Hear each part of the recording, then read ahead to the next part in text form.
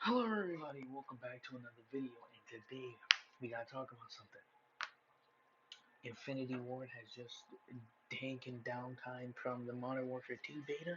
I have a video coming in line, I just gotta put everything together. Don't worry about it though, we'll get straight into that after we do this. Alright, so let's get into it.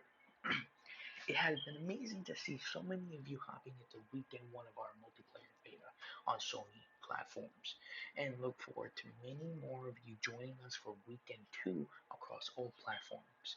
There has been a fantastic amount of feedback on Reddit and social media, as well as a ton of stats collected on our side, in addition to new maps and modes we have lined up for weekend two. We also have some changes and new things we are trying that we'll be sharing with you this week.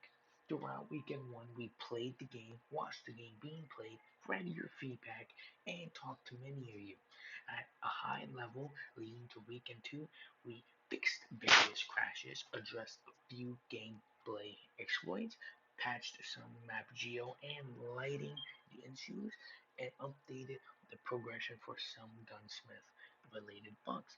Here are some things that we heard from you on Minimap dot rules. Currently in Modern Warfare 2 beta, we only show player dots when a UAV is active. The design reason for this is not that we do not want to punish players for firing their weapon.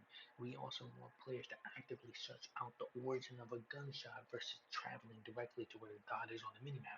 We continue to gather further feedback on how the game is playing in regards to this topic. Alright, so I'm already liking this immediately. Alright, so the game is pretty. So instead of just slide canceling all over the place and if you fire a gun in Modern Warfare 2019, it would pop on your radar and you would get punished because you have to know that people were gonna come from all sides.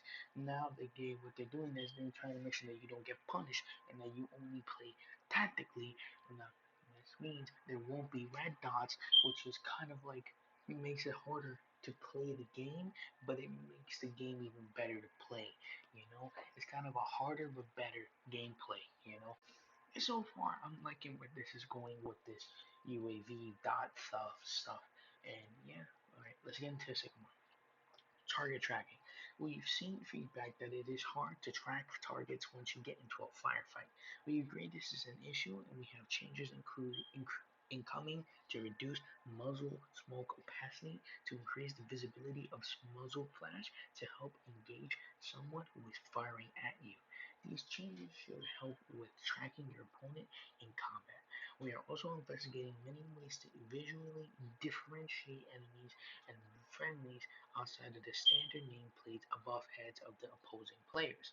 We will be trying a few changes in weekend two, more on that later this week. Alright, so yeah, target tracking, yeah, when it comes to firing, when I configure my video and try to put everything together, you're gonna see that a lot of the target tracking is very hard because of the muzzle smoke. Yes, this does happen in real life, but it's not like that people use fully automatics or are able to control it. So they use single fire because, well, it doesn't take three or more bullets to kill someone. It takes like one or two. So yeah, I like how where this is going because this is supposed to be played tactically, but you can't play tactically if you can't see. So I like where this is going, especially with that. And with the second bar, with the with the sounds, yeah, I have been very confused by this. Whenever I play my game, I'm always listening for footsteps because that's not how you're supposed to play the game. You're only supposed to play a game. You're supposed to listen for footsteps. You're supposed to go to like location. You're supposed to go ahead, set up a fast flank, and boom, kill him right there, or you die and you do it again, and that's how it works, right? That's how Call of Duty works. Footsteps. So I like how you're able to now differentiate from enemies to friendlies, and that's pretty cool. I would like to see that happen. I don't want to have to hear my friendly's footsteps, and then if I have to jump down, and then the guy's right behind me, and I'm looking at my teammate, and I think he's at the enemy, and I'm dead. So yeah, that's pretty cool. Very good. All right, let's check. All right, we're gonna move forward. All right, user interface, otherwise known as UI. We've been seeing the feedback around difficulty editing perk packages, managing loadouts, and accessing the armory. We have identified some UX issues as well as some bugs. These are things that we won't be able to adjust in time for beta weekend 2, but they are top of the mind ahead of launch. So yeah, there is, yes, and I do enjoy the fact that they're not. I don't really enjoy the fact that they're not gonna be able to fix it by the second weekend, but they will be able to fix it by the game's launch, which is in October. Be prepared, all right? Because we're gonna do a full campaign of that. I already have the pre-order down. I already have everything down. We're gonna go through the campaign. We're gonna start from part one, and we're gonna go to however many it is. But that's not the focus of. Yes, the focus is the update. Yeah, so there's a loadout glitch where if you put overkill as one of your basic perks while your shotgun is your primary, the Lockman 556, otherwise known as the AR MP5, would appear as your second gun, and you would be able to level that up, get to the Lockman sub, also known as the MP5, and you would be able to load that up, and you would be able to kill people. This is not accessible in your armory. Mind you, this is a glitch, yes, but I have used them myself and I haven't seen anybody get banned for using it, so therefore we're good. Alright, we're all good. Alright, so let's check out the perk system. The perk system has been very, very, very weird. So we're gonna piece this by piece because there's a lot to take down. We've seen varied feedback on the perk package system. Some players love it, and others feel it's an unnecessary departure from the original system.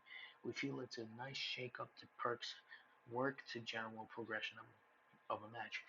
It's really cool that they're deciding to, change up the everything how it works instead of the basic three perks move forward, right? You get your two basic perks, overkill obviously because you only need two guns.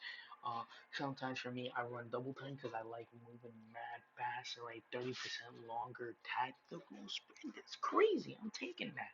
I don't need 8 a week. I need my movement. All right. Then of course my second perk, and then of course my second, yeah. Okay, so first perk is overkill. Second perk is double time, and then my third perk is basically um quick fix. Yes, and instead of like immediately getting it off rip, you have to actually earn. So really, you have two perks, but then you evolve and get four. I think it resets every time that you die. So yeah, and personally, I believe that this is a great. It is not exactly a great perk system, but I believe that it is a good try. Alright, so let's keep moving forward. We've also balanced the ultimate perks to be more powerful as you earn them later in the match. We continue testing throughout beta weekend 2, including drastically accelerating the earn rate of these to see how players react. Our goal remains to improve the flow of all perks ahead of launch. Okay, that means the high alert is going to be on fire. I rock high alert because sometimes if the enemy, if I don't see him with my peripheral vision, then I'm just completely fucked. So sometimes this is everything before I get up there. Sometimes I kind of mess up, but of course, like I said, you got the audio, footsteps. Everything's now based off of footsteps. Everything's based off audio. Everything's played tactically. So yeah, it won't be a problem for me to play that, but it's pretty cool. It's pretty cool with this four perk instead of three perk system. And not only that, you earn your perks mid game. So instead of just getting all four perks off rip, you get bonus perks and then ultimate perks, which is pretty cool. I like it. Alright, let's move forward. Dead Silence is another hot topic that many players express that they would like to see it as a perk instead of a field upgrade. Now, Dead Silence as a perk would not necessarily be good. Because one, if you combine it with double time, it's like not only faster but longer tactical sprint. And if it's a bonus perk, a red perk, then it's going to be quite insane because one, you won't be able to hear people. They're gonna have a lot of tactical spread, so they're going to be running for a long time, and then they have extra perks added. I mean, if it comes to that as a basic perk, you might as well just be done because you can't hear jack when you have it. Right? I run Dead Silence myself. I am glad it's still a field upgrade because if it was a perk, I'm pretty sure the game would be overpowered. Everybody would be using that. All right, let's move on. We believe it is important to gain health that rushers are not able to move at high speeds without consequence. Yes, yes. You see, that's the thing. I don't want people moving around the map too fast and then I can't hear them, so therefore I can't give them at least a little bit of punishment. That science as a field upgrade creates balance between freedom of movement and predictability. Yes, yes, and yes. This does reveal up some space, and this kind of puts the meta between the field upgrades and perks kind of together. The reason why I love double time is because whenever I get dead silence, which usually happens most of the game, I not only move in silence, I also have a longer attack sprint. Therefore, I can move faster and longer. So that not only improves my speed, but improves my movement. Alright, let's go on to footsteps. Oh, okay. Let's see what they talk about footsteps. Like I said, we're gonna go piece by piece because some of these paragraphs are way too long. Alright. Footstep audio in week 1 of the MP beta was very high, giving players long distance directional information about enemies. For week 2, we have some changes coming in. We are reducing the range of footstep audio for the various player movement states, jog, sprint, and tactical sprint. This will help soften the cost of moving around the map. The second change is that enemy and friendly footsteps are now distinct. This should help players better understand what's going on as things move around in the battlefield. More details to follow. Yes, I know I just read all that. All in one, I forgot to do that. So, the reason why players are able to even catch the person or catch me because they can see, he can hear my footsteps from a mile away. I can be on the other side of the wall 50 yards ahead and they will be able to hear my footsteps, which is kind of what I hate. And it's not realistic. What they're trying to do is make the game realistic. So I'm glad that they're making it realistic and more tactical. So yeah, that's enjoyable. Um, yeah, that's going to be something now. Oh yeah, and that also comes in with the other one that we read before, how we're um talking about the how you can now differentiate the enemy footsteps from the player footsteps, so that does increase gameplay and accessibility. We're nearing the end now with the final one being slides, and of course it is. And then let's see what's talking about. Sentiment around the removal of slide canceling remains positive. Ooh, so slide canceling is actually having good motivation instead of bad motivation. So this game is actually getting an uprise without slide canceling versus a down case of no slide canceling, which is actually pretty good because now it's kind of going back to those basic Call of Duty days where instead of you were able to slide, you were just able to dolphin dive all around the map, which I still enjoy dolphin diving. I still enjoy it. I missed it. It used to be in Black Ops 2. Then when they added jetpacks in Black Ops 3, and then they also added sliding in Black Ops 3, which I believe in Black Ops 3. It was not the best sliding system or the jetpack system, but I believe it was good. I enjoyed it. All right. So now, and then it says we are aware of the workaround and contemplating about how to handle it in weekend 2 of the beta. Nothing really much to say there. They're just working on it. Additionally, we have some slide changes for launch, which will make this movement feel a lot more fluid and snappy. So we're still gonna have snappy movement, but I don't think we're gonna have slide canceling in this game anymore. Alright, and the final words on the final two paragraphs are stay tuned for Infinity War channel for more details on changes we will be implementing for beta ahead of weekend 2. Crossplay beta kicks off Thursday, September 22nd at 10 a.m. tight, and we'll see you then. Anyway, guys, today, of course, I forgot to post this earlier. Today was my birthday, so happy 15th to me. And, well, live stream coming on Thursday.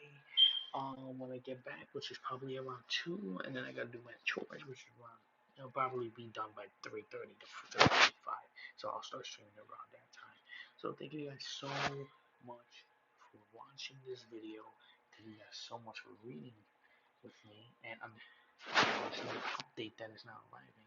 You can actually go over here to Twitter, and you can get this right here. Just search up Infinity Ward right here. Bang. All right. Click on their channel. Of course, I'm following them because Modern Warfare 2. Yeah, yeah, yeah. Blah blah blah blah. And of course, here we are. You click on this. Bang. You come here and you can read the entire thing if you want to by yourself to get a better understanding for yourself if you don't understand. But anyway, guys, that's all I have to say. And it was nice knowing you. And I'll see you on the next one. See you on Thursday.